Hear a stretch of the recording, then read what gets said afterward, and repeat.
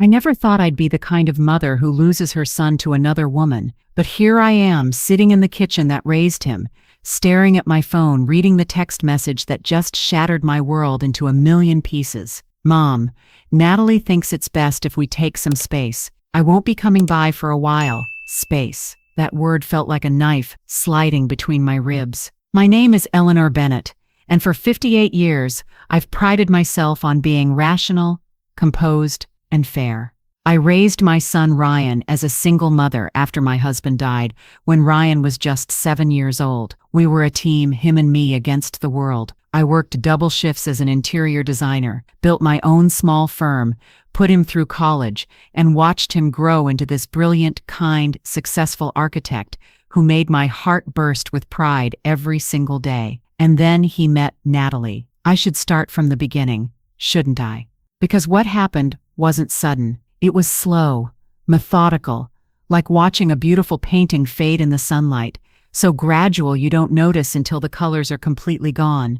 3 years ago, Ryan came home for Sunday dinner, our sacred tradition, with this glow in his eyes I hadn't seen before. He was 30 at the time, focused on his career, and I'd started to wonder if he'd ever settle down. Not that I was pushing, I just wanted him happy. "Mom," he said, setting down his fork with that nervous energy that told me something big was coming. "I met someone." My heart did that thing mothers' hearts do, equal parts excitement and terror. Because when your son is your whole world, sharing him feels like learning to breathe underwater. "Tell me everything," I said, reaching across my grandmother's oak table to squeeze his hand. Her name was Natalie Crawford, 26 years old, worked in marketing for a pharmaceutical company, grew up in Boston.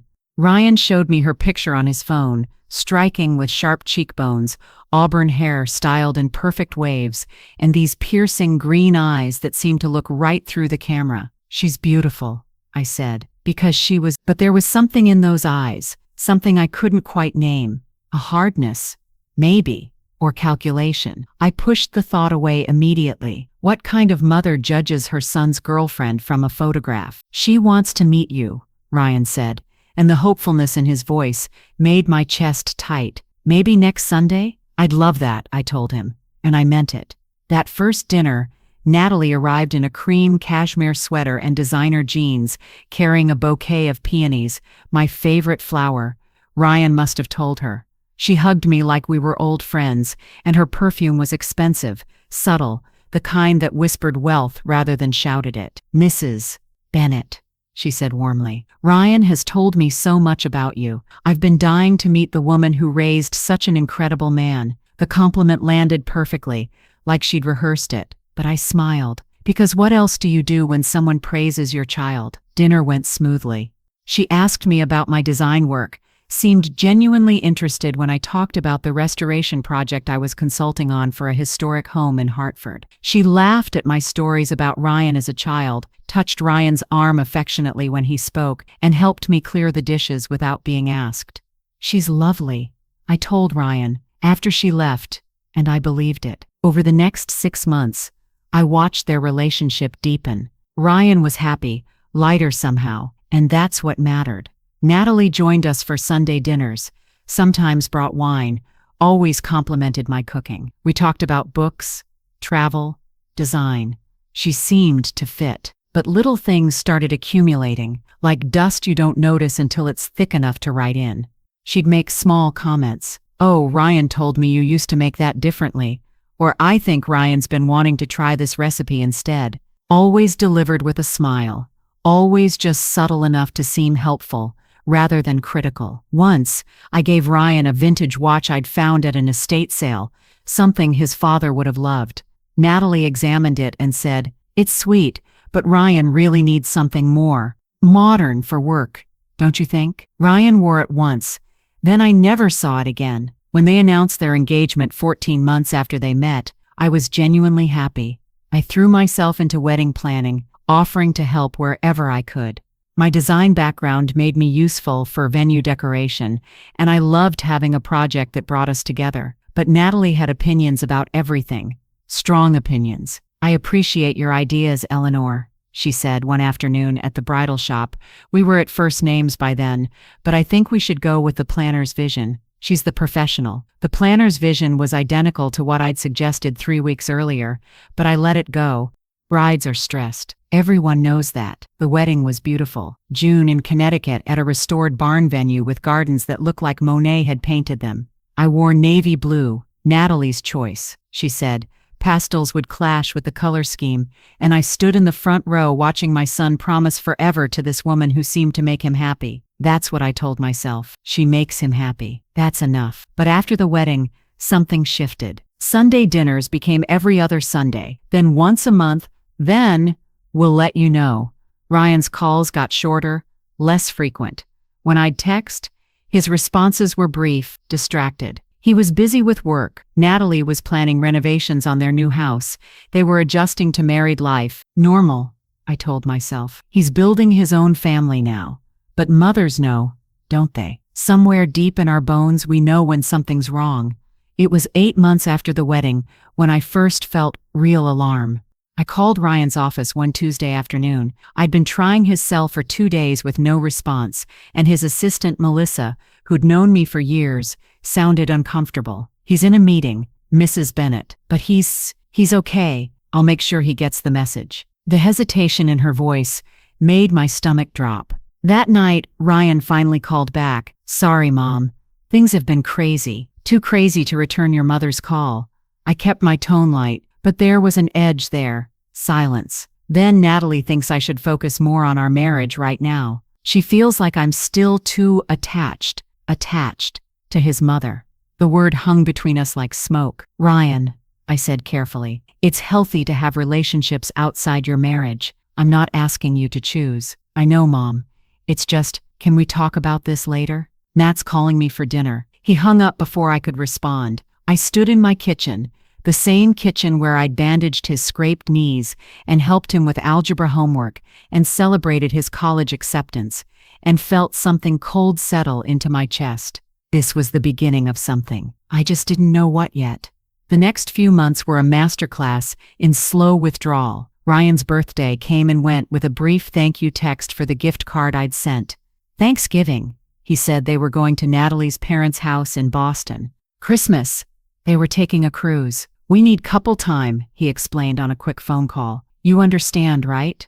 I did understand. I understood I was being erased. Then came February and my 65th birthday. I didn't expect a party. I'm not that kind of person, but I expected something. A call. Lunch, maybe. For 58 years, Ryan had never missed my birthday. The day came and went. No call. No text. Nothing. At 9 p.m., I broke down and called him. It went to voicemail. I didn't leave a message. The next morning, there was a text. Sorry, Mom. Things got away from me. Happy belated birthday. Things got away from me. 4 words that felt like a door slamming. I called his office again. Melissa answered, and this time I heard it clearly, the pity in her voice. Mrs. Bennett. Ryan's. He's asked me not to put your calls through unless it's an emergency. The room tilted. What? I'm sorry. I shouldn't have said anything. But you've always been kind to me, and I thought you should know. My hands were shaking when I set down the phone. Not to put my calls through. My own son. I should have confronted him then, driven to his house, demanded answers. But I was afraid of what I'd hear, afraid of pushing him further away. So I waited, hoping whatever this was would pass. It didn't pass. It got worse. 3 months later, I was at the grocery store when I ran into Sarah Chen, a colleague of Ryan's. She looked startled to see me. Eleanor, how are you? We haven't seen you at any of the firm events lately. Events? I said. Her face changed. Oh, I thought. Ryan usually brings family to the summer picnic and the holiday party. He brings Natalie, I said quietly. Yes, but she stopped, understanding crossing her face. I'm sorry. I didn't realize. It's fine. I lied. But it wasn't fine. My son was living a life I wasn't part of. A life where he attended events and celebrated milestones and existed in spaces where I didn't belong. That night, I did something I'm not proud of. I drove by their house, a beautiful craftsman they'd bought in the suburbs, in a neighborhood I'd never been invited to see. The lights were on. Through the front window, I could see them in the living room. Natalie laughing at something, Ryan's arm around her shoulders. They looked happy. Perfectly. Completely happy. And I wasn't part of it. I drove home and cried for the first time since my husband's funeral. The next morning, I decided to be proactive. I called Ryan from a different number, my office line, and he answered, "Ryan, it's Mom." A pause, then carefully, "Hi, Mom, I need to talk to you. Can we meet for coffee?" "Just 30 minutes. Another pause. "I'm pretty busy this week. Please." I hated the pleading in my voice, but I was desperate. "Let me check with Natalie." "Why do you need to check with?" "I'll call you back," he said, and hung up. He didn't call back. 2 weeks later, I tried again. This time, I sent a letter.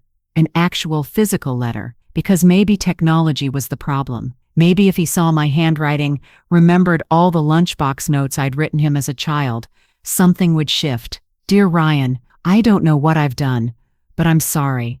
If I've hurt you or overstepped, please tell me so I can fix it. You're my son, and I love you more than anything in this world.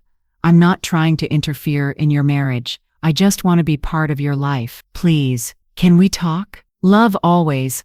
Mom, I mailed it to his office, hoping Melissa might put it directly on his desk. 3 days later, I got a response. But it wasn't from Ryan. It was a text message from Natalie. "Eleanor, I think it's best if you give Ryan some space right now. He's been stressed, and your constant contact isn't helping. Please respect our boundaries." Our boundaries, not his boundaries. Ours. I stared at that message for 10 minutes straight, reading it over and over, trying to make sense of how my relationship with my son had become something that needed boundaries enforced by his wife. But I listened. What choice did I have? I stopped calling, stopped texting, stopped driving by their house like some pathetic stalker. I gave them space. Weeks became months. Spring turned to summer. I threw myself into work, took on extra projects, kept busy enough that I could almost pretend that the silence didn't hurt. Then, one August afternoon, my phone rang. Ryan's name appeared on the screen, and my heart nearly stopped. "Ryan?" I answered on the first ring. "Hey, Mom." His voice sounded strange, tight. "Hi, sweetheart. It's so good to hear your voice. How are you?" I'm okay. Listen, I can't talk long, but I wanted to let you know we're expecting. Natalie's pregnant. A baby. My first grandchild. Oh, Ryan, that's wonderful." And it was. Despite everything, it was. "When is she due?" "February." "Look, I have to go, but I thought you should know. Can I see you? Can we have dinner and celebrate?" "Maybe later. After the baby comes. We're taking pregnancy classes and getting the nursery ready, so we're pretty busy. Maybe later. After the baby comes." 6 more months of exile. "Of course," I said, because what else could I say? "Congratulations, sweetheart. I'm so happy for you both." "Thanks, Mom. I'll talk to you soon." He hung up before I could say I love you. I sat there, holding my phone, feeling this strange mixture of joy and grief. A grandchild. I was going to be a grandmother. But I couldn't share in the excitement, couldn't help with the nursery, couldn't be there for the pregnancy milestones. Whatever Natalie had done, it had worked. She'd built a wall between us, brick by careful brick, and I didn't know how to tear it down. The months crept by. I heard nothing more. No updates about doctor appointments or baby showers or how Natalie was feeling. I existed in this strange limbo, knowing my family was expanding, but being completely shut out from it. Christmas came again. I sent gifts to their house. A handmade blanket I'd commissioned from a local artist, some classic children's books, a silver frame for the baby's first photo. No thank you. No acknowledgement they'd even been received. Then, in mid-January, 3 weeks before Natalie's due date, I got a text from Ryan. My hands were shaking as I opened it, hoping for news, for an invitation to be involved, for anything that felt like connection. What I read made my blood run cold. "Mom, Natalie thinks it's best if we take some space. I won't be coming by for a while." I read it 3 times, trying to understand. Take some space? We hadn't seen each other in over a year. How much more space could there possibly be? But it was the next text that destroyed me. The one that came 30 seconds later. Like an afterthought, "Natalie has forbidden me from seeing you. She thinks you're a negative influence. Please don't contact us anymore. Forbidden. My 22-year-old daughter-in-law had forbidden my 32-year-old son from seeing his mother, and he'd agreed. I dropped my phone like it had burned me. For a long moment, I just sat there, unable to process what I'd read. Then I picked it up and read the messages again, certain I'd misunderstood. But the words didn't change. Forbidden, negative influence, don't contact us. Something inside me cracked open, and rage poured out. Hot, bright, clarifying rage. For over a year, I'd been patient, understanding. I'd given space, respected boundaries, told myself this was normal, that I was overreacting, that I needed to let him build his own life. This was not normal. This was not okay. My son, the boy I'd raised alone, the man I'd sacrificed everything for, had just told me I was forbidden from his life. And somewhere in that beautiful house in the suburbs, Natalie was smiling. But she'd made a mistake, a crucial one. She'd pushed too far. And Eleanor Bennett, retired interior designer and careful, rational woman who'd spent the last year quietly accepting her exile, was done being quiet. If Natalie wanted a fight, she was about to get one. Because nobody takes my son from me and gets away with it. The war had just begun, and I intended to win. The first thing I did was call my best friend, Margaret. We'd known each other since college, and she was the only person besides Ryan who'd seen me at my absolute worst. After David died, after I'd almost lost my business during the 2008 recession, after every crisis that had threatened to break me. She was a family law attorney, sharp as a blade, and she didn't mince words. He said, "What?" Her voice went dangerously quiet when I read her the texts. Forbidden. That was the exact word he used. I heard her take a deep breath, the way she did when she was trying not to explode. "Eleanor, this is not normal adult behavior. This is isolation.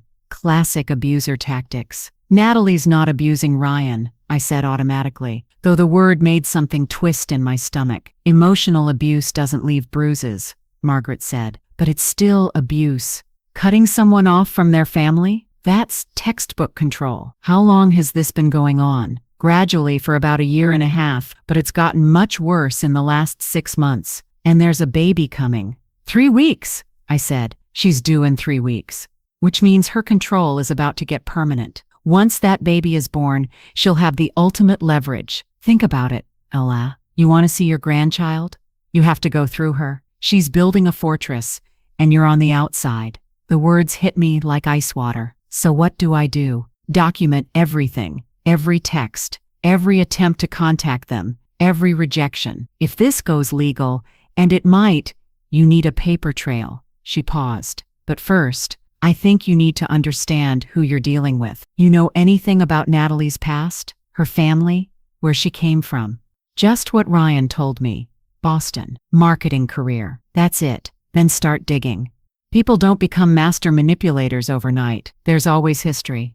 After we hung up, I sat at my laptop and did something that would have horrified me a year ago. I became a detective. Natalie Crawford, 29 years old, born in Boston. I started with social media. Her Facebook was carefully curated, lots of photos of her and Ryan looking perfect, professionally staged pictures of their house, inspirational quotes about love and family. But I scrolled back, past the wedding, past the engagement, to before Ryan. Her friend list was small, maybe 50 people. For someone in her late 20s, that seemed odd. Most people, my son's age, had hundreds of Facebook friends. I clicked through to her mother's page, Linda Crawford. The woman had Natalie's same sharp features, same auburn hair going gray. Her page was public, and as I scrolled through, I found something that made me pause. A post from 4 years ago. "So proud of my daughter for her fresh start in Connecticut. New state, new opportunities, new life. Praying this time will be different. This time will be different." What did that mean? I kept digging. LinkedIn showed Natalie had worked at 3 different pharmaceutical companies in 5 years before landing her current job. That wasn't unusual in itself, but something about it nagged at me. People in marketing don't usually jump around that much unless something's wrong. Then I found the Boston Globe article. It was from 6 years ago, buried in the local news section. A small piece about a harassment complaint filed against a woman named Natalie Crawford by a former employer. The case had been settled out of court, details undisclosed. My heart started pounding. I searched for more. Court records were harder to access, but Margaret had taught me a few tricks over the years. Public records in Massachusetts were somewhat accessible if you knew where to look. What I found made my blood run cold. 2 restraining orders filed against Natalie Crawford in Boston. One by a former roommate, one by an ex-boyfriend's mother. An ex-boyfriend's mother. The restraining order was 3 years old. The details were sealed, but the summary was enough. Respondent engaged in pattern of harassment and threatening behavior toward petitioner after petitioner's son ended relationship with respondent. I sat back from my computer, my hands shaking. This had happened before. Natalie had done this before, gotten close to a man, alienated him from his family, and when someone tried to stop it, she'd escalated until legal action was required. And now she was doing it to Ryan. But this time, she'd been smarter. She'd married him first. And now, she was having his baby. I grabbed my phone and called Margaret back. I found something. Tell me. I laid it all out, the restraining orders, the harassment complaint, the cryptic Facebook post from her mother. Margaret was silent for a long moment. This is good, Elle. This is really good. But you need more. Restraining orders can be filed by anyone for any reason. They don't always mean what you think they mean. You need to talk to the people who filed them. How do I do that? The ex-boyfriend's mother. Her name should be on the public record. Find her. Talk to her. If she'll talk, you'll get the real story. The woman's name was Patricia Morrison. She lived in Newton, Massachusetts, just outside Boston. Finding her number took me 2 hours of cross-referencing property records and white pages listings, but I finally got it. I stared at my phone for 10 minutes before I found the courage to call. She answered on the 3rd ring. Hello, Mrs. Morrison? My name is Eleanor Bennett. I'm calling from Connecticut. I know this is going to sound strange, but I need to talk to you about Natalie Crawford. There was a sharp intake of breath, then quietly, what has she done? Those 4 words told me everything I needed to know. She's married to my son, I said. And she's cutting me out of his life. Oh God, Patricia's voice cracked. It's happening again. Can we talk, please? I need to know what happened with your son. She hesitated for so long I thought she might hang up. Then, not over the phone. Can you come to Boston? I can be there tomorrow. Tomorrow's Saturday. Come to my house at 2 o'clock. I'll tell you everything. She gave me her address, and we hung up. I sat there, my heart racing, wondering what I was about to learn. But whatever it was, I needed to know, because if Natalie had destroyed another family, I needed to understand how so I could stop her from destroying mine. That night, I barely slept. I kept thinking about Ryan, about the baby coming, about how much time I had before Natalie's control became absolute. Every time I closed my eyes, I saw that text message, Natalie has forbidden me from seeing you. What kind of person forbids a grown man from seeing his mother? What kind of man agrees to it? The second question hurt more than the first. The next morning I drove to Boston. It took 2.5 hours, and I spent every minute of it rehearsing what I'd say, how I'd explain myself, how I'd convince Patricia Morrison that I wasn't crazy, that I was just a mother trying to save her son. Her house was a beautiful colonial in a quiet neighborhood, the kind of place where people raised families and grew old together. I rang the doorbell with trembling hands. Patricia answered immediately, like she'd been waiting by the door. She was probably 65, with silver hair cut in a neat bob and tired eyes that had seen too much. Eleanor? Yes, thank you for seeing me. She opened the door wider. Come in. Her living room was warm, filled with photos of her family, children, grandchildren, a golden retriever. She gestured to a sofa, and I sat. She sat across from me, hands folded in her lap. Before I tell you about Natalie, she said, I need you to understand something. What she did to my family nearly destroyed us. My son, Michael, is still in therapy. So if I tell you this story, you have to promise me you'll use it. You'll protect your son, because I didn't protect mine well enough, and I live with that every day. I promise, I said. She nodded and took a deep breath. Michael met Natalie 5 years ago. He was 28, working in finance, doing well. She was 24, Beautiful, charming. She swept him off his feet. Within 3 months, she'd moved into his apartment. Within 6 months, she was planning their wedding. I listened, my stomach sinking, because I knew where this was going.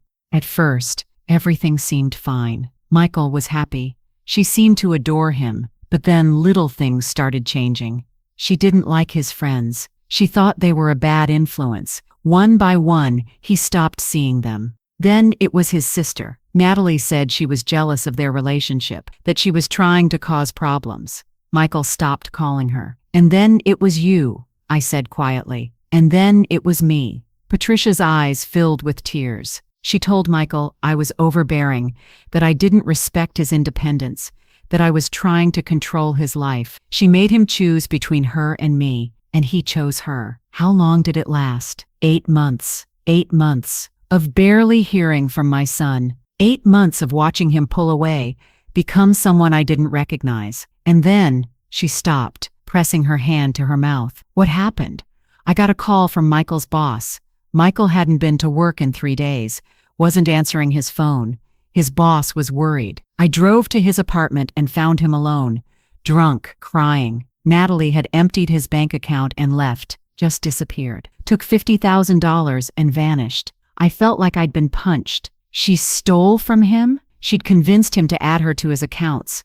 For when we're married, she said. Then she drained them and ran. We filed police reports, but she was smart. She'd left just enough ambiguity that proving theft was nearly impossible. And Michael was so ashamed, so broken, he didn't want to pursue it. But you got a restraining order. Because she didn't just leave, she came back. Started showing up at my house, calling me, sending me messages saying Michael still loved her, that I'd poisoned him against her, that I'd ruined their relationship. When I wouldn't respond, the messages got darker, threatening. That's when I filed for the restraining order. Patricia wiped her eyes. It took Michael 2 years to recover. He's married now to a wonderful woman, and they have a baby girl, but he'll never be the same. Natalie did something to him, broke something inside him that can't be fully fixed. I sat there, processing everything, feeling sick. Why did she come back? If she got what she wanted, the money, why harass you? Because it wasn't really about the money, Patricia said. It was about power, about controlling someone completely. And when Michael escaped her control, she couldn't stand it. She needed to hurt someone, and I was the easiest target. She leaned forward, her eyes intense. Eleanor, this woman is dangerous. She's a predator. She finds good men, isolates them, bleeds them dry in every possible way, and then moves on. And the fact that she married your son, that she's having his baby, that's not love. That's her next level strategy. She's making sure she has permanent hooks in him this time. What do I do? My voice came out as a whisper. You fight. You document everything. You find everyone else she's hurt, and you build a case, and you make sure your son knows the truth before it's too late. He won't listen to me. She's got him completely under her control. Then you make him listen. You show him evidence he can't ignore. You remind him who he was before her. She reached across and gripped my hand. And you don't give up. Because I gave up, Eleanor. I let Natalie convince me I was the problem. I stepped back, gave them space, told myself Michael was an adult who could make his own choices. And by the time I realized what was really happening, she'd already destroyed him. Patricia pulled out a folder from beside her chair and handed it to me. These are copies of everything I have. The restraining order, the police reports about the theft, the threatening messages she sent me. It's not much, but it's proof of what she is. I took the folder with shaking hands. Thank you. There's something else, Patricia said. After everything happened, I did some digging, like you're doing now. Natalie Crawford isn't her real name. She changed it legally 6 years ago. Before that, she was Natalie Brennan. Why would she change her name? I don't know for sure, but people don't usually change their entire identity unless they're running from something. There might be more history under her real name, more victims. My mind was racing. Do you know anything else about her? Family? Where she's from originally? Her mother still lives in Boston, Linda Crawford, but Linda's complicit, I think. I tried to talk to her once, and she just kept saying Natalie had learned from her mistakes and deserved a fresh start. She's an enabler. She knows what Natalie is, but she protects her anyway. We talked for another hour. Patricia told me more details. How Natalie had slowly poisoned Michael against everyone who loved him, how she'd isolated him so completely that by the end, he had no one but her. How she'd used sex, tears, threats, and manipulation in perfectly calculated doses to keep him trapped. She's a chameleon, Patricia said. She becomes whoever she needs to be. With Michael, she was the perfect girlfriend. From what you've described with your son, she's the perfect wife. But it's all an act. The real Natalie is whatever gets her what she wants. When I finally left Boston, it was dark, and my head was spinning with information. I had proof now. Real, documented proof that Natalie was dangerous. But I also had a problem.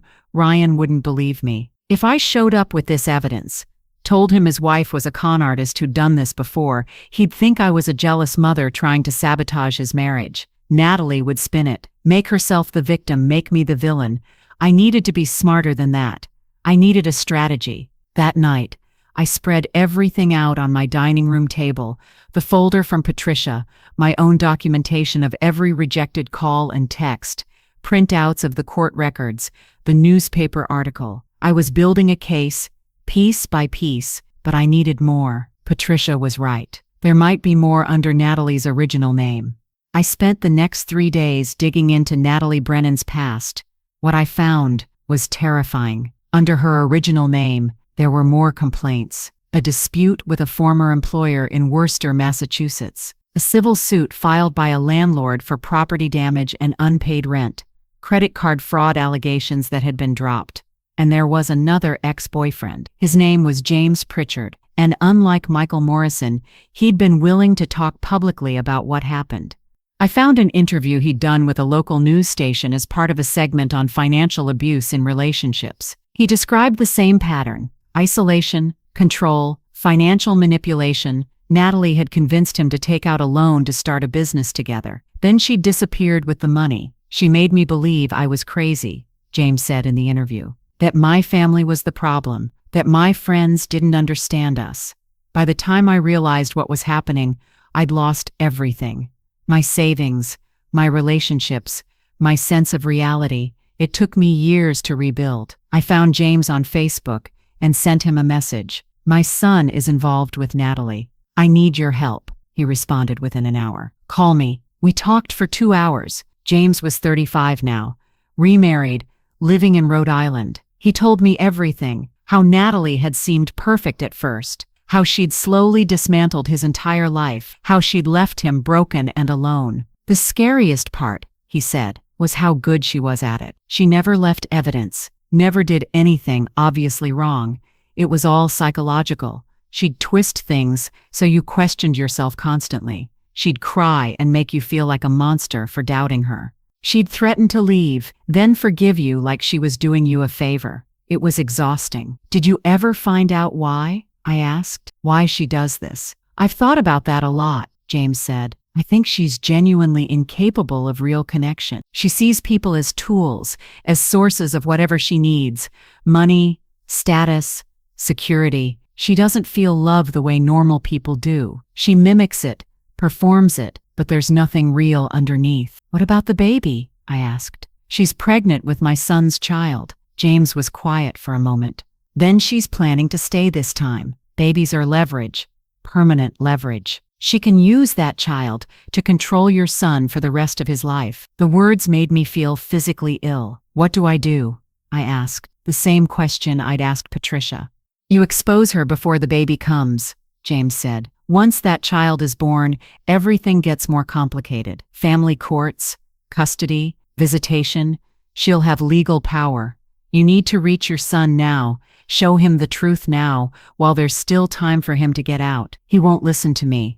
Then make him listen. Show up at his door. Force him to see the evidence. Bring Patricia. Bring me if you need to. Get him alone, away from her influence, even for an hour. Show him he's not the first. Show him he won't be the last. After we hung up, I sat in the dark, thinking the baby was due in 10 days. I had 10 days to break through Natalie's control, 10 days to save my son.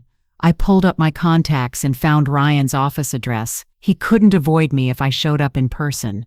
And Monday morning, That's exactly what I was going to do. But first, I needed to sleep. I needed to be sharp, calm, rational. Because when I confronted Ryan, I'd get one chance, maybe only 5 minutes before he called security or walked away. 5 minutes to change everything. I had to make them count. Sunday passed in a blur of rehearsing what I'd say, organizing my evidence, preparing for every possible reaction.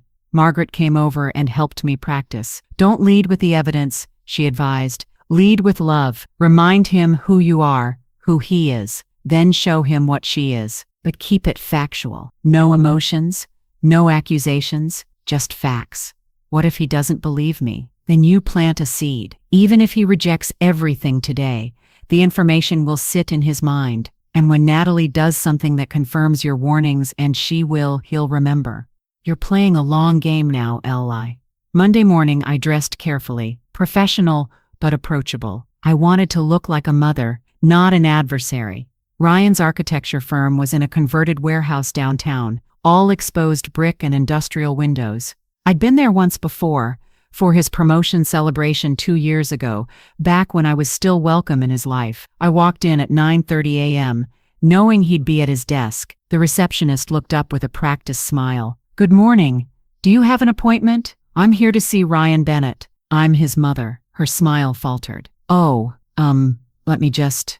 She picked up the phone, pressed a button. Melissa? Ryan's mother is here to see him. I couldn't hear Melissa's response, but I saw the receptionist's expression change. Surprise, discomfort, pity. She says to have a seat. Someone will be right out. I sat in the sleek waiting area, my heart pounding. Through the glass wall, I could see into the main office space. I spotted Ryan at his desk, bent over blueprints. 5 minutes passed. 10, 15. Then Melissa appeared, looking uncomfortable. She was young, maybe 25, and she'd always been kind to me. Mrs. Bennett, she said quietly. Ryan asked me to tell you he can't see you right now. He's in meetings all day. He's at his desk, I said, gesturing through the glass. I know, but he said he's not ready to talk to you.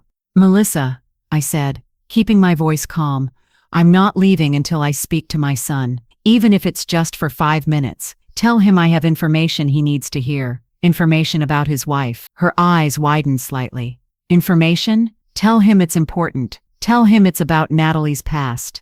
Tell him other people have been hurt, and I have proof. She hesitated, then nodded. Wait here. She disappeared back into the office. I watched her approach Ryan's desk, lean down to speak to him. He looked up, his expression hardening when he saw me through the glass. But then Melissa said something else, and his expression changed. Uncertainty. Confusion. He stood up and walked toward the waiting area. My heart was hammering so hard I thought it might break through my ribs. The door opened, and there he was. My son, thinner than I remembered, with dark circles under his eyes and a tension in his jaw that hadn't been there before. Mom, he said flatly, what are you doing here? I need to talk to you. 5 minutes. That's all I'm asking. I told you, Ryan, please.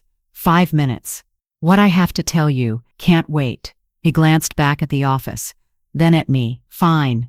Conference room. 5 minutes. He led me to a small glass-walled room and closed the door. We sat across from each other at a table meant for 8, and the distance between us felt like a canyon. You have 5 minutes, he said. I pulled the folder from my bag and slid it across the table. What's this? He asked, not touching it. Information about Natalie's past. Information I think you need to see. His jaw tightened. Mom, if you came here to badmouth my wife, I came here because I love you, I interrupted, and because I've spent the last week learning things about Natalie that you need to know. Please, just look at it. He stared at the folder like it might bite him. Then, reluctantly, he opened it. I watched his face as he read the restraining orders, the police reports, Patricia's statement. His expression went from anger to confusion to disbelief.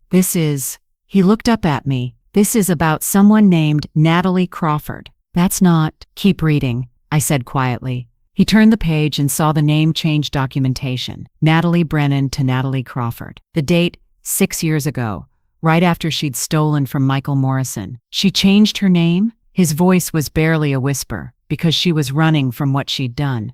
Ryan, there are at least 3 men before you. 3 men she isolated, controlled, and financially destroyed. I've talked to 2 of them.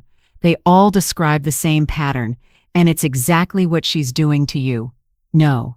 He shook his head, pushing the folder away. You're making this up. You're trying to sabotage my marriage because you can't handle not being the most important woman in my life. The accusation stung, but I kept my voice steady.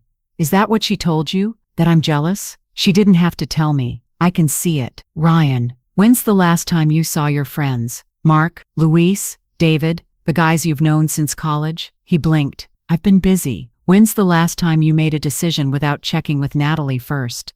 We're married. That's what couples do. When's the last time you felt like yourself? That question landed differently. I saw something flicker across his face, recognition, maybe, or pain. I feel fine, he said, but his voice was uncertain. You don't look fine, sweetheart. You look exhausted, stressed, unhappy. I'm about to be a father. Of course I'm stressed, and you're going through it without your mother, without the person who's loved you longer than anyone else in the world. Doesn't that feel wrong to you? He stood up abruptly. You need to leave. Ryan. No, I'm not doing this. You show up here with some conspiracy theory folder trying to convince me my pregnant wife is some kind of con artist? That's insane, Mom. That's genuinely insane. Then explain the restraining orders, I said, standing to face him. Explain why she changed her name. Explain why her last boyfriend's mother says the exact same things I'm experiencing. People file false restraining orders all the time. Vindictive exes, crazy people, 3 different people, 3 separate incidents. I don't know. Maybe she's just good at attracting crazy people. He was shouting now, his face red. Or maybe you're so desperate to stay the center of my universe that you'll believe anything that makes Natalie the villain. I'm desperate to save you, I said quietly. I don't need saving. His voice cracked. I need you to leave me alone. I need you to respect my marriage and accept that I have a wife now, a family of my own, and you're not part of it anymore.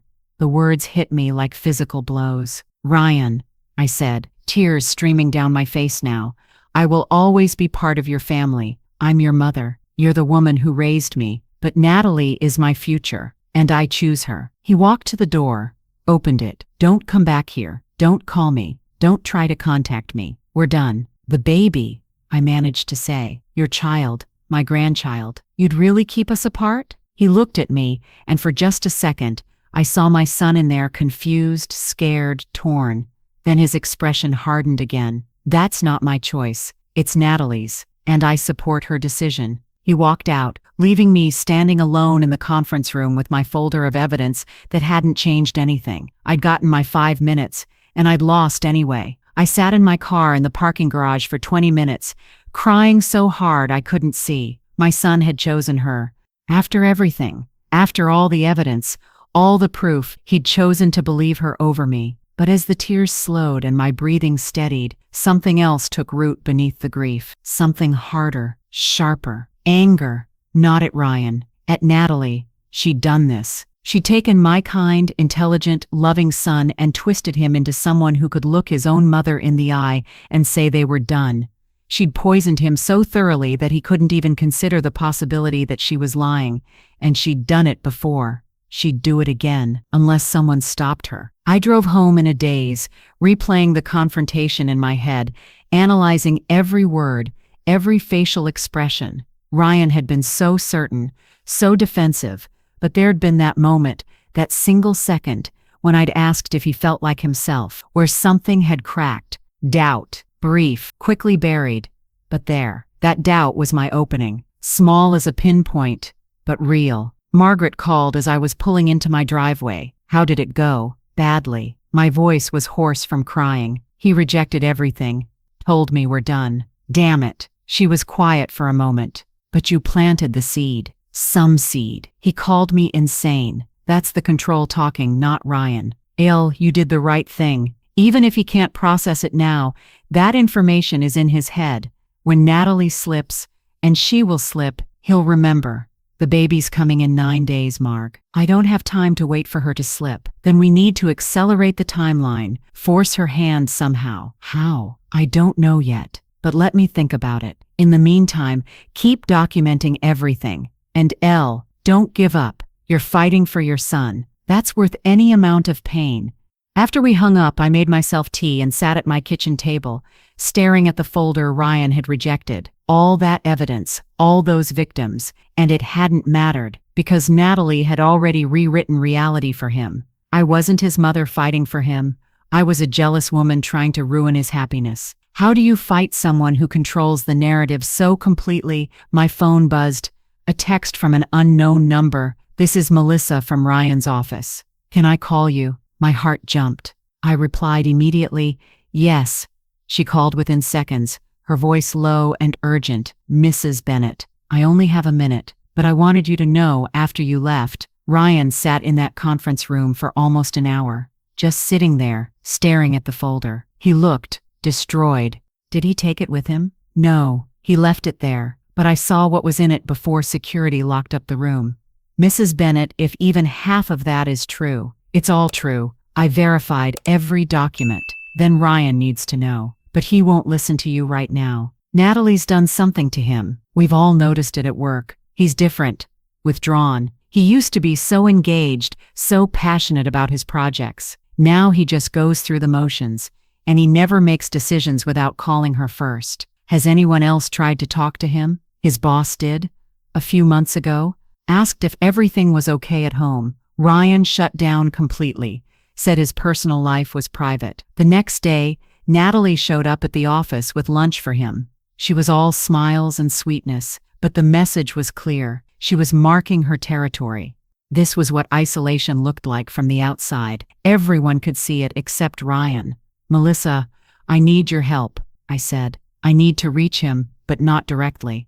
Is there any way you could leave that folder on his desk? Make it look like an accident? She monitors his phone, Melissa said. His computer too. I've seen her logged into his email on her laptop when she's here. If he found that folder and I was the one who put it there, she'd know immediately. She monitors his email. That was a new level of control I hadn't realized. How long has she been doing that? At least 6 months. Maybe longer. I only know because I walked into his office once when she was on his computer. She said she was just checking his calendar for a dinner reservation, but the screen showed his inbox. My mind was racing. What if the information came from someone else?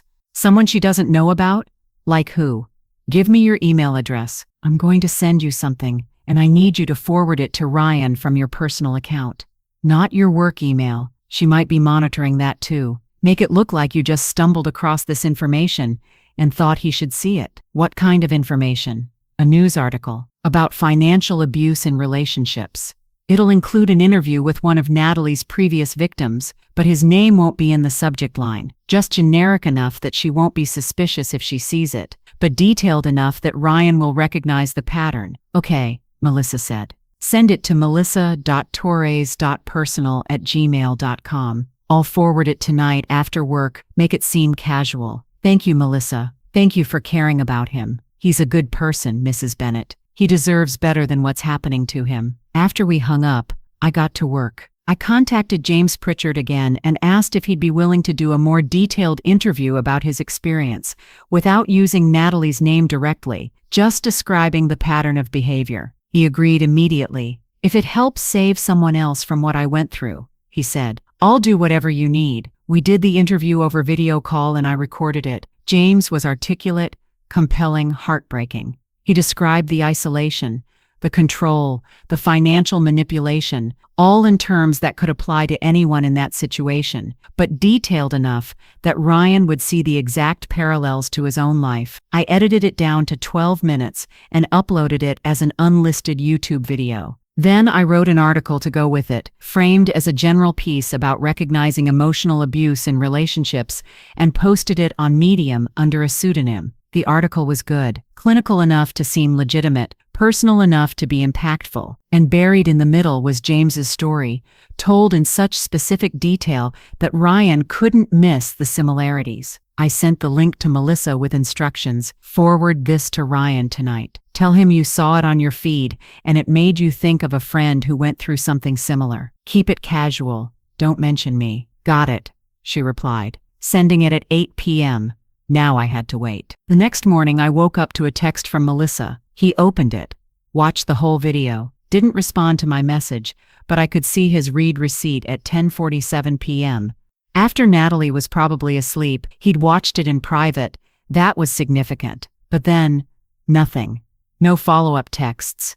No calls. No indication that the video had changed anything. Days passed. The baby's due date came closer. I felt like I was watching a countdown to the end of everything. Then, 5 days before Natalie's due date, something unexpected happened.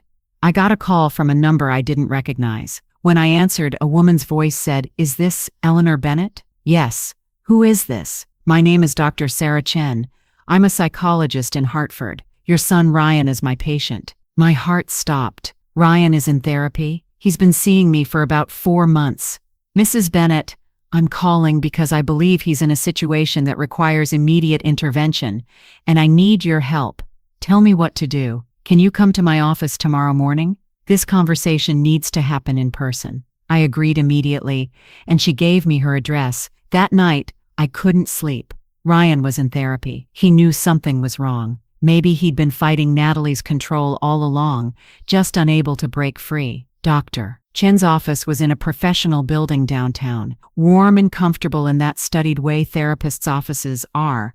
She was in her 40s, with kind eyes and a direct manner. "Thank you for coming," she said. As we sat down, "First, I want to be clear that I can't share details of Ryan's sessions with you.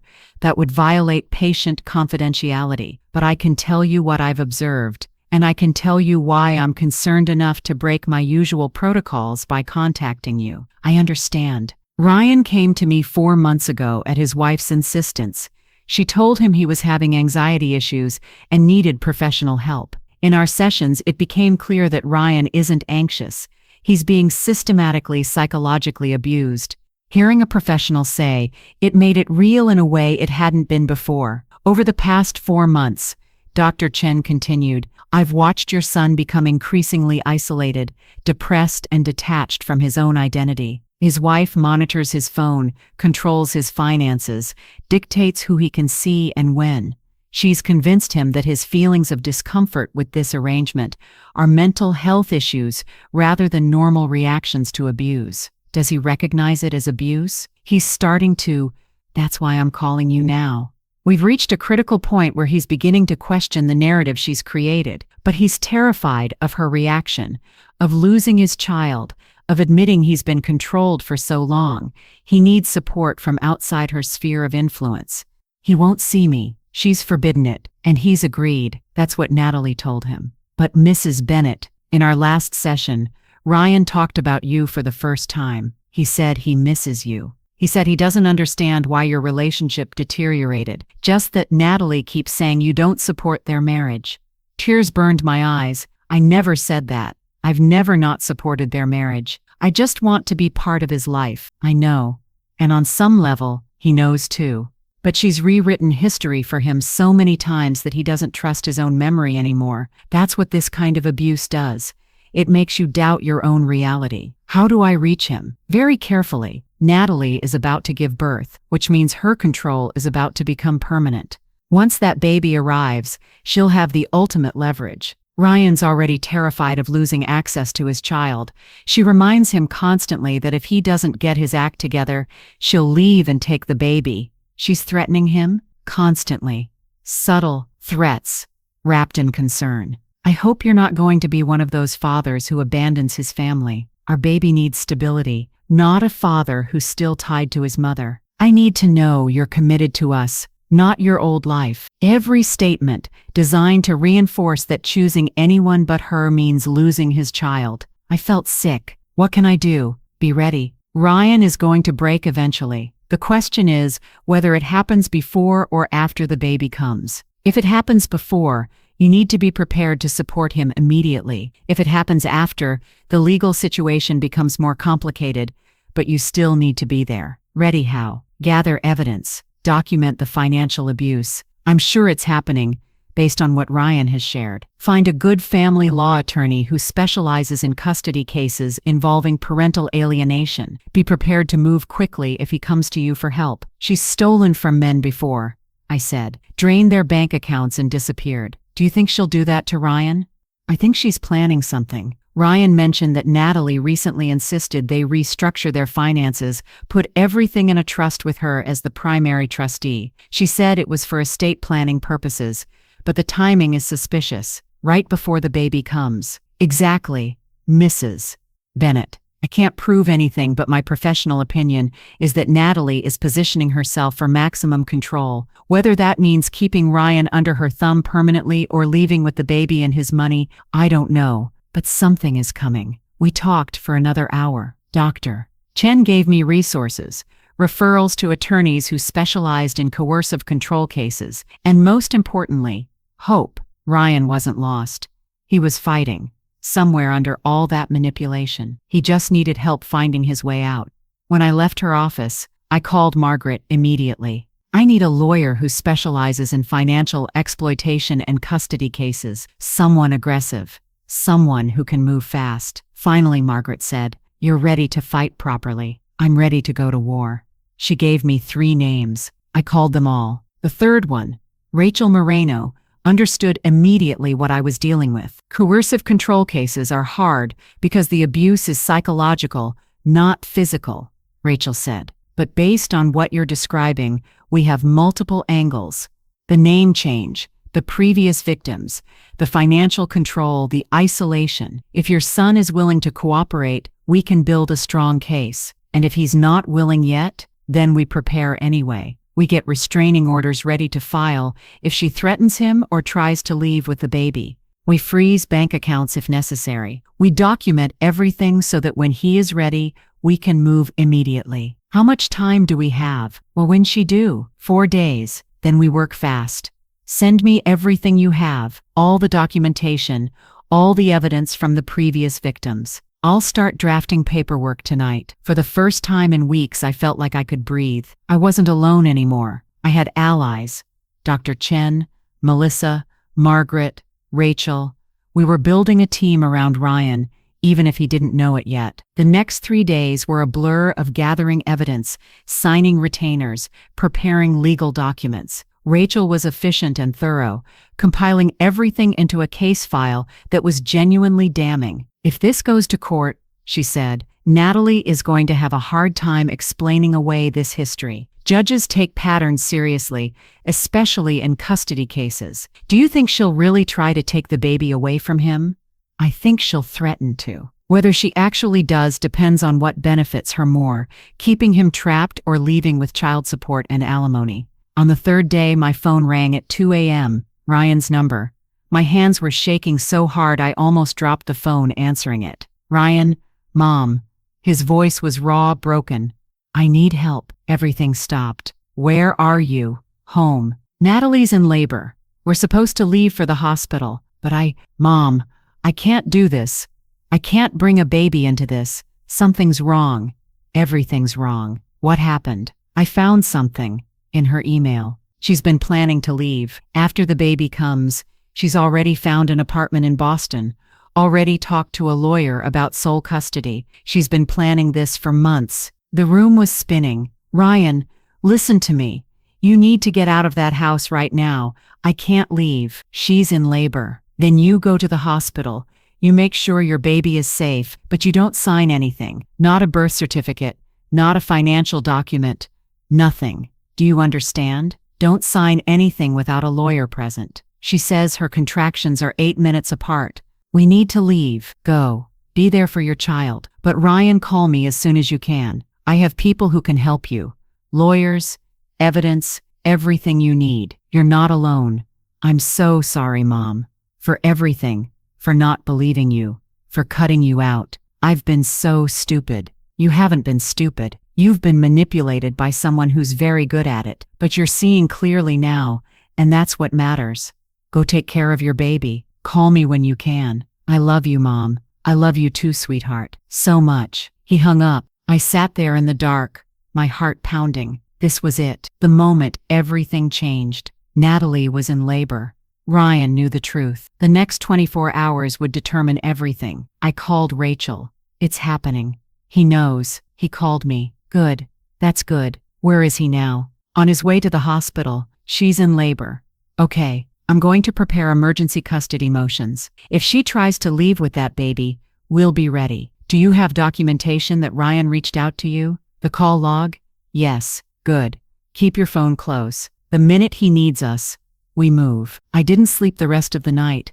I sat by my phone waiting, ready. At 6:23 a.m. I got a text from Ryan, baby girl, 7 pounds, 3 ounces. She's perfect. My first grandchild, a girl. I stared at the message, tears streaming down my face. I was a grandmother, and I'd never felt more terrified. Because somewhere in that hospital, Natalie was holding my granddaughter, and she knew her plan had been discovered, which meant she was about to do something desperate. And desperate people are the most dangerous kind. My phone rang. Rachel, Eleanor, we have a problem. I just got a call from a colleague who works in family court. Natalie filed for an emergency restraining order against Ryan 2 hours ago. She's claiming he threatened her, that she's afraid for herself and the baby. The room tilted. That's impossible. He was with her at the hospital. She filed it yesterday afternoon before she went into labor. She's been planning this. The hearing is scheduled for today at 2 p.m. If the judge grants it, Ryan won't be able to go near her or the baby. Can she do that? File a false restraining order? People do it all the time. It's a common tactic in custody battles. Get the father out of the picture early. Establish yourself as the primary parent. By the time the truth comes out, the pattern is already set. What do? We show up at that hearing with everything we have. Every piece of evidence, every previous victim, every document that proves she's the dangerous one. We're going to war, Eleanor. Then let's go. At 1:30 p.m., I met Rachel at the courthouse. She had 3 briefcases full of documents and a grim determination on her face. She asked, "He doesn't know about the hearing." She didn't tell him. I haven't been able to reach him. His phone goes straight to voicemail. She probably convinced him to turn it off, told him the hospital required it or some other lie. Standard isolation tactic. We went into the courtroom. Natalie was already there with her lawyer, looking pale but composed. When she saw me, her expression didn't change, but I saw calculation flash in her eyes. The judge, a woman in her 50s with reading glasses and a no-nonsense demeanor, called the hearing to order. "This is an emergency petition for a protective order," she said. "Mrs. Bennett, your petition claims your husband threatened you. Can you explain the circumstances?" Natalie stood, and when she spoke, her voice trembled perfectly. "Your Honor, my husband has been increasingly unstable for months. He's been seeing a therapist, but he's gotten worse, not better. Yesterday, before I went into labor, he told me that if I tried to take our baby away from him, he'd make sure I never saw her again. I'm afraid of what he might do." It was a masterful performance. She looked vulnerable, scared, a new mother protecting her child. The judge looked at me. "And you are?" I stood. "Eleanor Bennett, Your Honor. I'm the respondent's mother-in-law. Do you have representation?" "I do, Your Honor." Rachel stood beside me. Rachel Moreno, appearing on behalf of Ryan Bennett, who is not present because he was not informed of this hearing. The judge's eyebrows went up. "He wasn't informed?" "No, Your Honor. He's currently at the hospital with his newborn daughter, unaware that his wife has filed this petition." "That's because I was afraid," Natalie said quickly. "Afraid of how he'd react." "Your Honor," Rachel said. "May I approach with evidence?" The judge nodded, and Rachel brought forward the first briefcase. "Your Honor, what we have here is a documented pattern of behavior by the petitioner that strongly suggests this protective order is fraudulent and part of a larger scheme of financial exploitation and parental alienation." For the next 30 minutes, Rachel laid it all out, the previous victims, the name change, the restraining orders filed against Natalie, the stolen money, the manipulation, James Pritchard's testimony, Patricia Morrison's statement. Natalie's lawyer objected repeatedly, but Rachel had documentation for everything. "Your Honor," Rachel concluded, "Ryan Bennett is not a danger to his wife or child. He's a victim of systematic psychological and financial abuse who only just realized what was happening. This protective order is a preemptive strike to prevent him from seeking help or exposing the truth." The judge was silent for a long moment, reading through the documents. Then she looked at Natalie. Mrs. Bennett, I'm going to ask you some direct questions, and I expect honest answers. Did you change your name 6 years ago? Yes, Your Honor, but were you the subject of multiple restraining orders in Massachusetts? Those were misunderstandings. Did you drain a former partner's bank account and leave the state? Natalie's composure was cracking. That was a civil matter. It was settled. And yet you changed your name immediately afterward and moved to Connecticut. The judge's voice was cold. Mrs. Bennett, this pattern is deeply concerning. I'm denying your petition for a protective order. Your Honor, please furthermore, the judge continued, I'm ordering a full custody evaluation before any permanent arrangements are made regarding the minor child. Both parents will have equal temporary custody pending that evaluation. And Mrs. Bennett, I'm also ordering a complete financial audit of all marital accounts. If there's evidence of the exploitation described here, there will be consequences. Natalie's face went white. We're adjourned, the judge said, and stood.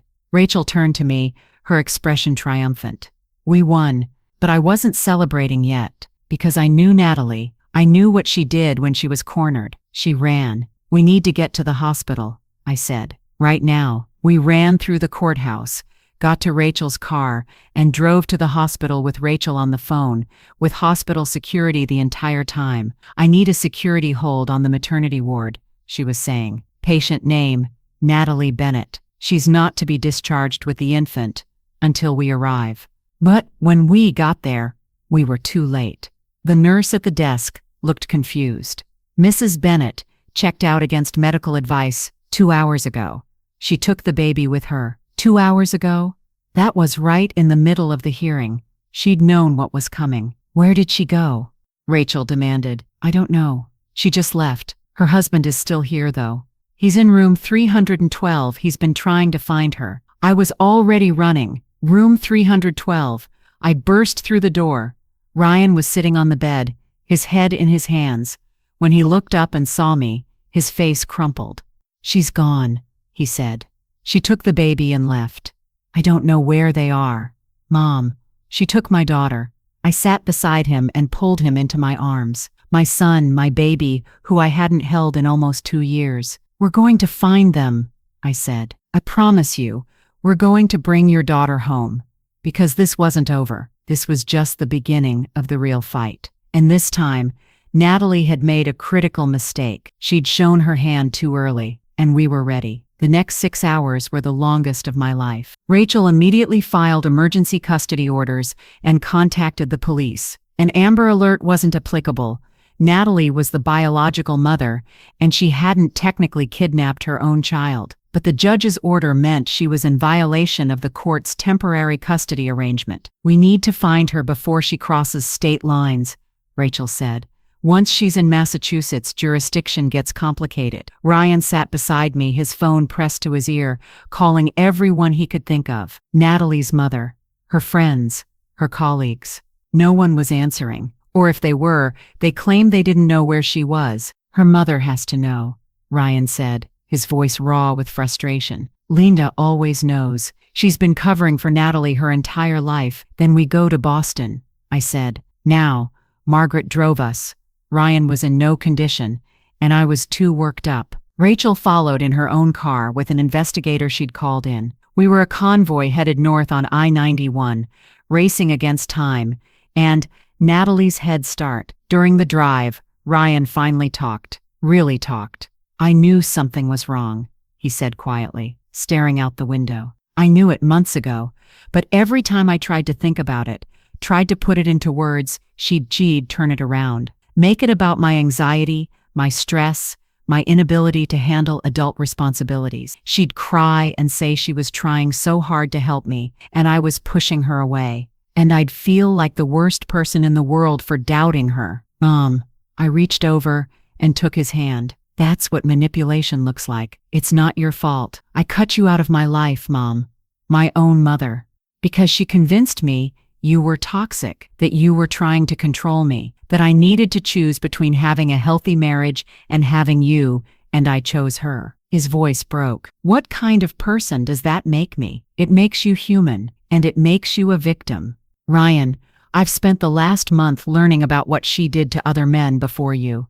Good men, smart men who all fell for the same tactics. You're not weak. She's just that good at what she does. The therapist told me the same thing, he said. Dr. Chen.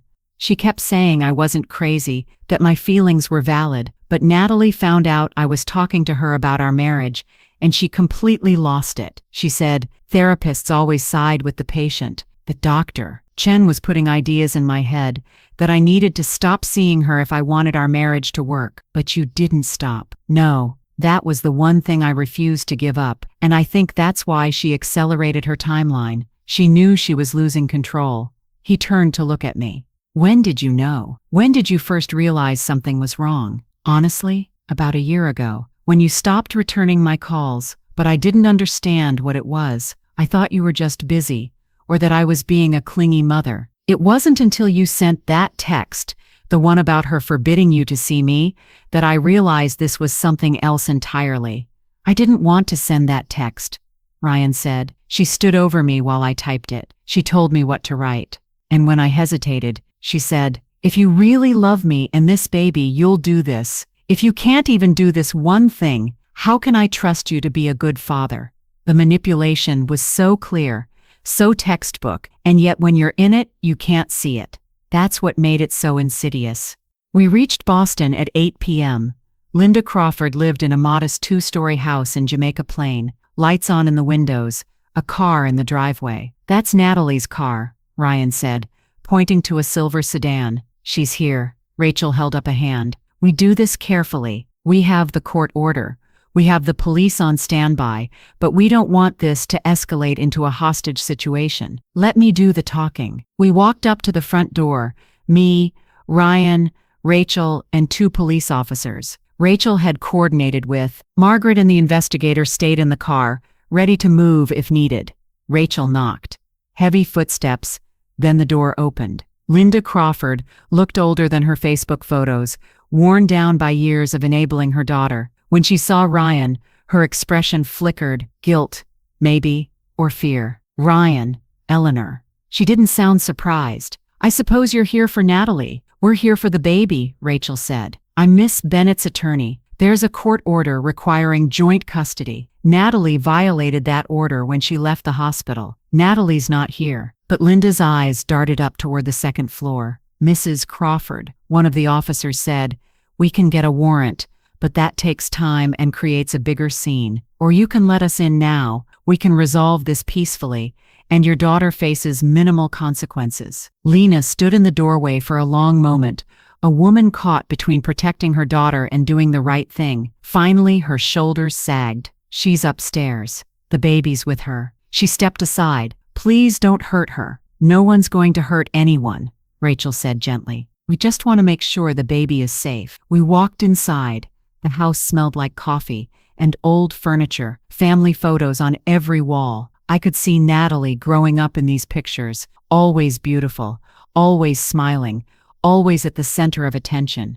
Ryan took the stairs 2 at a time. I followed, my heart in my throat. The door to the back bedroom was closed. Ryan knocked. Natalie, open the door. Silence. Natalie, please. I just want to see our daughter. I want to make sure she's okay. The door opened a crack. Natalie stood there, and for the first time since I'd known her, she looked less than perfect. No makeup, hair uncombed, wearing sweatpants, and a hospital bracelet still on her wrist. She was holding the baby. You brought her, Natalie said, looking at me with pure venom. You brought your mother. Of course you did. You always were a mama's boy. Don't do this, Ryan said. Don't make this worse than it already is. Just let me hold my daughter. Your daughter? You mean the daughter you threatened to take away from me? The daughter you said I'd never see again? I never said that, Natalie. You know I never said that. You made that up for the restraining order. Did I? She smiled, but it was ugly. Nothing like the charming expression I'd seen her use so many times before. Or did you say it? And now you're pretending you didn't because your mommy found out what kind of man you really are. This was gaslighting in real time, and I could see Ryan physically recoil from it. Years of conditioning making him doubt his own memory even now. Natalie, I said, stepping forward. This stops now, she laughed. Oh, Eleanor, you think you've won, don't you? You think you've saved your precious son from the evil woman who stole him away, but you have no idea what you've done. You've destroyed a family. You've taken a father away from his daughter. I've exposed what you are," I said quietly. "I've talked to Michael Morrison's mother. I've talked to James Pritchard. I know about the restraining orders, the stolen money, the pattern of abuse, and so does the judge. And soon, everyone will know." For just a second, the mask slipped completely. I saw rage flash across her face, raw and genuine. Then she controlled it, but not before Ryan saw it too. "I want my daughter," Ryan said. "Right now, or I'm calling these officers up here and you're going to be arrested for custodial interference." Natalie looked at the baby in her arms, then at Ryan, calculating. Finally, she handed the baby over. Ryan took his daughter, cradled her carefully, and I saw tears streaming down his face. "Hi, sweetheart," he whispered. "Daddy's got you now. You're safe." The baby, this tiny, perfect creature who'd been at the center of all this chaos, just yawned and settled against her father's chest. "I need to check her," I said. "Make sure she's okay." I examined her gently, all fingers, all toes, breathing normally. No signs of distress. She was fine, completely fine. Whatever Natalie was, she hadn't hurt the baby.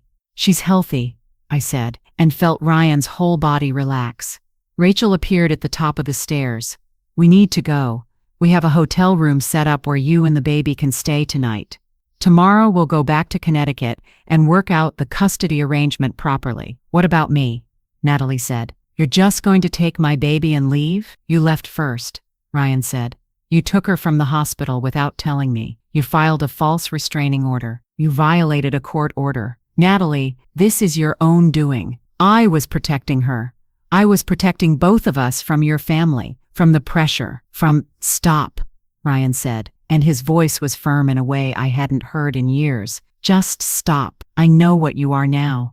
I know what you did to Michael, to James, to God knows how many others. I know you were planning to leave me and take everything. I found the emails. Natalie, the apartment in Boston, the lawyer who specializes in maximum child support cases, the offshore account you opened last month. I know everything." She stared at him, and I watched her recalibrate in real time, trying to find the angle that would let her regain control. But there wasn't one. "Not anymore. You'll regret this," she said finally. "You think I'm the villain? Wait until everyone hears my side. Wait until they know how your mother poisoned you against me, how she manipulated you into believing lies. I'll destroy you both. You can try," I said, "but we have documentation. We have witnesses. We have other victims willing to testify. You can tell whatever story you want, but the truth is already out there. We left her standing in that bedroom, alone, the perfect image of her life shattered around her." Downstairs, Linda was crying. "I'm sorry," she said as we passed. "I tried to get her help when she was younger, but she was always so convincing, so good at making everyone believe her version of things. I stopped knowing what was true and what wasn't." "Get her a good therapist," Rachel said, "and a good lawyer. She's going to need both." We drove back to Connecticut in silence, Ryan holding his daughter the entire time, unwilling to let her go even for a moment. I sat beside him, my hand on his shoulder, feeling like I could finally breathe for the first time in 2 years. At the hotel, we set up the temporary nursery the staff had prepared. Ryan changed the baby's diaper, fed her a bottle, rocked her to sleep with a tenderness that made my heart ache. "I don't even know what to call her," he said. "Natalie was supposed to name her. We had a list, but I don't know which name she chose." "Then you choose," I said. "You're her father. You get to name your daughter." He looked down at the sleeping baby. "Grace. Her name is Grace, because that's what this is. Grace. A second chance.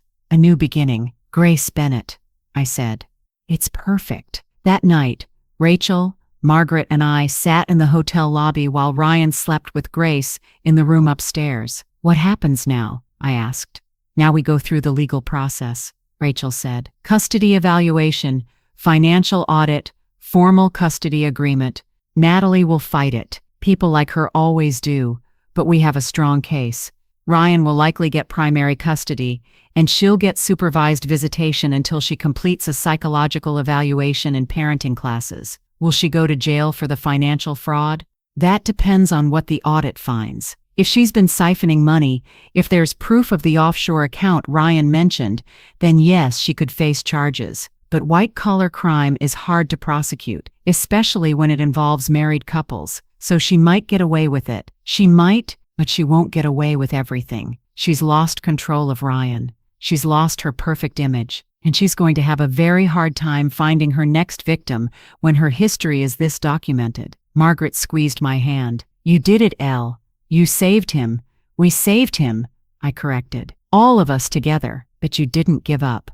Even when he pushed you away, even when it seemed hopeless, you kept fighting. That's what real love looks like. The next morning, we went back to Connecticut. Ryan stayed in my house. His house now felt contaminated by Natalie's presence, and over the next few days we fell into a routine. I helped with Grace, taught Ryan how to swaddle and burp and soothe a crying baby. We talked, really talked about everything that had happened. I keep thinking about all the red flags I ignored, Ryan said one afternoon while Grace napped. The way she isolated me from my friends, the way she always had to know where I was, the way she'd go through my phone and email. At the time, I thought it was just because she loved me, because she wanted to be involved in my life, but it was control, wasn't it? Yes, I said gently. It was control. How do I trust myself again? How do I trust anyone again? Therapy, time, patience with yourself. Dr. Chen can help with that. She already has. I called her yesterday, told her everything. She said I should be proud of myself for breaking free, but I don't feel proud. I feel stupid. You're not stupid. You're human, and humans are wired to trust the people they love. Natalie exploited that. But that doesn't mean you're broken. It means she's broken. The custody evaluation took 3 weeks. The evaluator interviewed both Ryan and Natalie, observed them with Grace separately, and reviewed all the documentation Rachel had compiled. Her report was damning. The mother presents with narcissistic personality traits and a history of manipulative behavior in relationships. While she is capable of providing physical care for the child, her inability to acknowledge her own actions and tendency to blame others raises serious concerns about her ability to provide a psychologically healthy environment. The father, in contrast, demonstrates genuine attachment to the child, appropriate parenting skills, and a support system conducive to the child's well-being.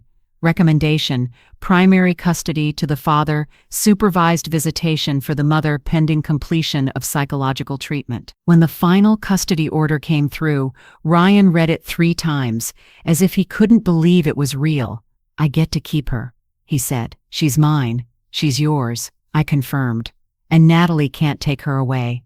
The financial audit revealed that Natalie had indeed opened an offshore account and transferred nearly $80,000 from their joint accounts in the weeks before Grace was born. She was charged with fraud and embezzlement. She took a plea deal, 5 years probation, full restitution, and a permanent mark on her record. Her lawyer tried to paint her as a scared new mother acting irrationally, but the judge wasn't buying it. Miss Crawford, the judge said. Natalie had gone back to her maiden name. You have demonstrated a pattern of predatory behavior, spanning multiple relationships and multiple years. You have exploited trust, manipulated vulnerable individuals, and shown no remorse for your actions. While I am not imposing jail time due to your cooperation and the needs of your infant daughter, make no mistake, you are being given an extraordinary opportunity to change. I suggest you take it seriously. Natalie left the courthouse without looking at any of us. I heard later that she moved back to Boston, got a job in a different field, and had minimal contact with Grace beyond court-mandated video calls. Some people said I should feel sorry for her, that she must have had her own trauma, her own reasons for becoming what she was. Maybe, but my sympathy had limits. She'd tried to destroy my son and steal my granddaughter. Whatever made her that way, she'd had multiple chances to get help, to change, to stop hurting people.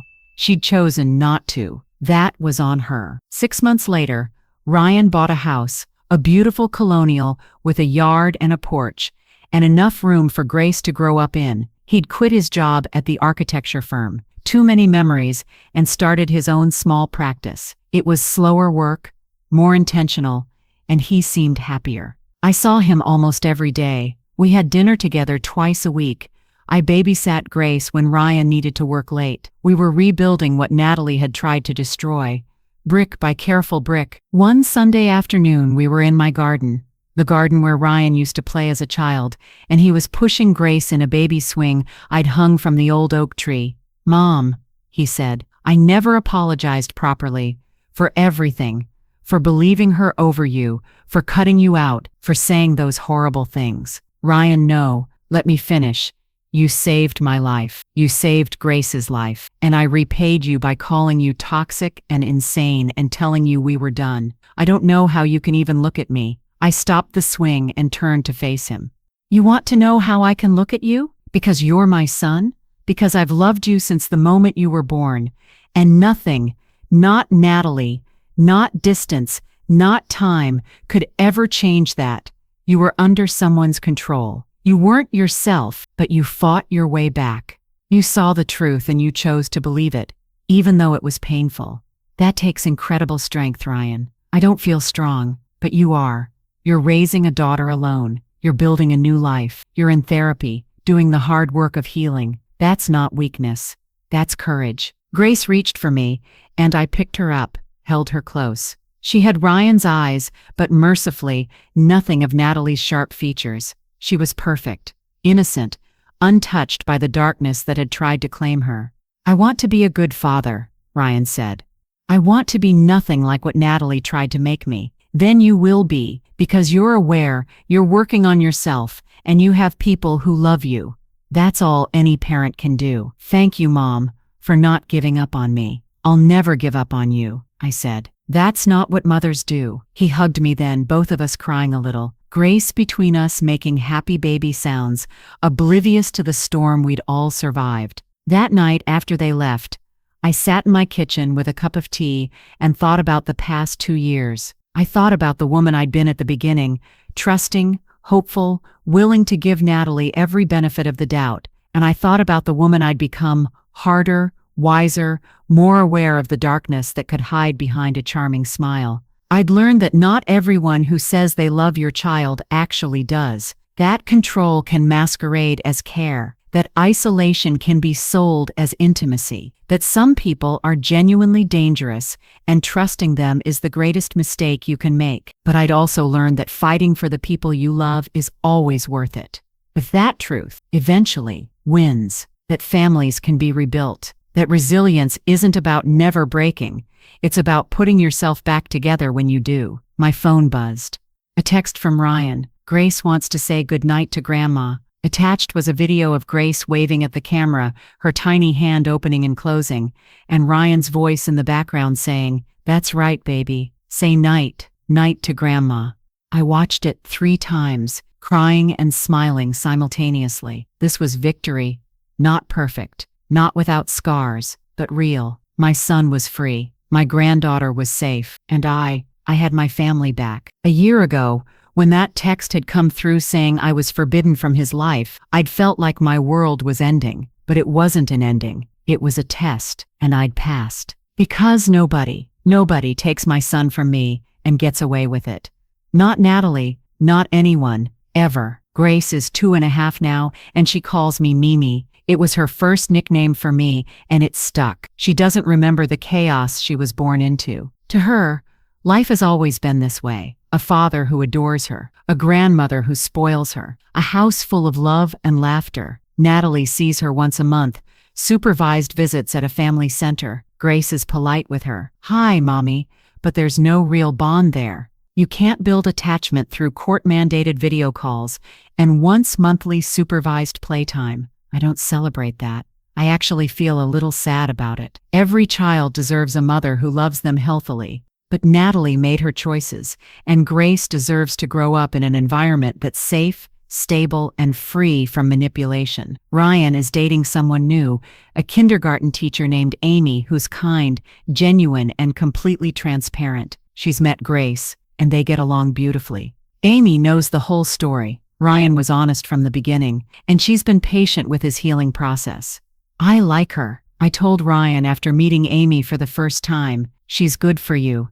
She's the opposite of Natalie in every way," he said. "And that's exactly what I need. As for me, I retired from interior design and started volunteering with an organization that helps people escape coercive control relationships. I tell my story, or a version of it, and I help other mothers recognize the warning signs, because I'm not the only one this has happened to. There are so many families torn apart by people like Natalie, so many parents forbidden from seeing their adult children, so many grandparents who never meet their grandchildren, and most of them give up. They accept the isolation, believe they must have done something wrong, fade quietly into the background of their children's lives. I won't let that happen to others if I can help it. Last week, a woman came to one of our support groups. Her daughter-in-law had forbidden her from seeing her son and newborn grandson. She was devastated, convinced she'd somehow failed as a mother. "What do I do?" she asked me, tears streaming down her face. I took her hand and said, "You fight. You document everything. You gather evidence. You find allies.